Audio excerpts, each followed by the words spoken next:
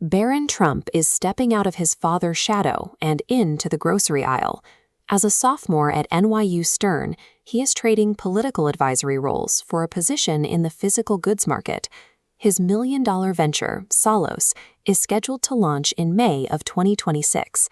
The company is ignoring the traditional industry playbook of launching with multiple flavors, opting instead to bet everything on a single recipe, a pineapple and coconut-flavored yerba mate. The name SOLLOS is a play on the Spanish word for sun, sol, representing the start of the day. When reversed to los, it signifies the sunset, aiming to capture the full daily cycle of an active lifestyle. This is a high-stakes entry into a brutal industry. The beverage market is volatile, defined by razor-thin margins and fierce competition for retail shelf space. Stepping into this space strips away political protection. Success here depends on pure consumer mechanics, making the SOLLOS launch a massive financial gamble. The modern celebrity beverage space is an oversaturated battleground. Fame might generate an initial headline, but it provides no guarantee a product will actually sell. This is the TikTok bullwhip effect. A viral moment triggers a massive demand spike, forcing brands to overproduce. But as hype fades, demand plummets to zero, leaving brands with mountains of dead inventory and discount bins. This volatile cycle is the environment where SOLLOS must compete against established celebrity heavyweights like Conor McGregor's Mac Energy. Competing with legacy giants like Red Bull or Celsius requires a massive industrial scale. Survival in this category depends on flawless automated production and long-term retail distribution. A famous last name might act as a shortcut to get a can onto a shelf, but it is powerless to keep it there if the business fundamentals are weak.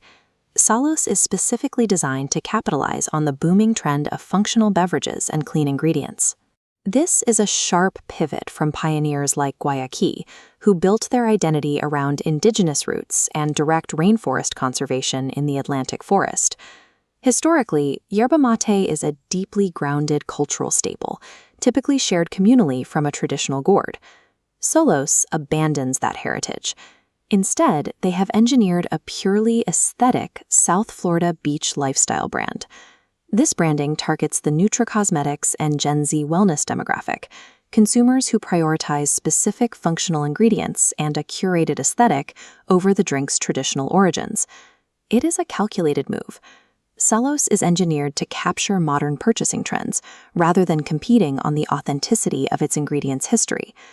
The polarizing brand identity of the Trump family remains the most unpredictable variable in this venture.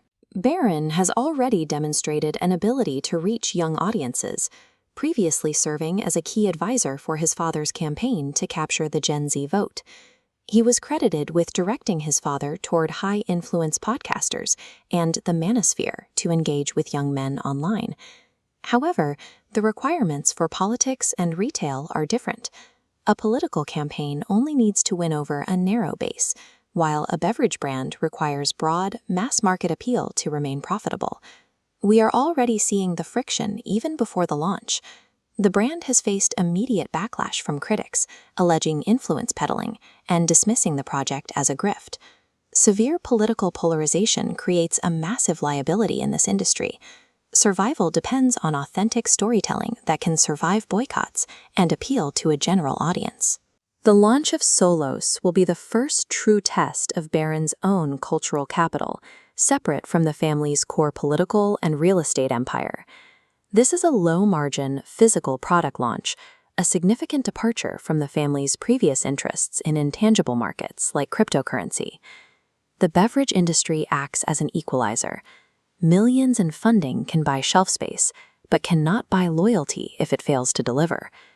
Every single time a consumer enters a retail store, they are physically voting with their wallets to decide a brand's ultimate fate. This venture serves as a final litmus test. It will ultimately reveal if political notoriety and Gen Z influence can successfully be converted into a sustainable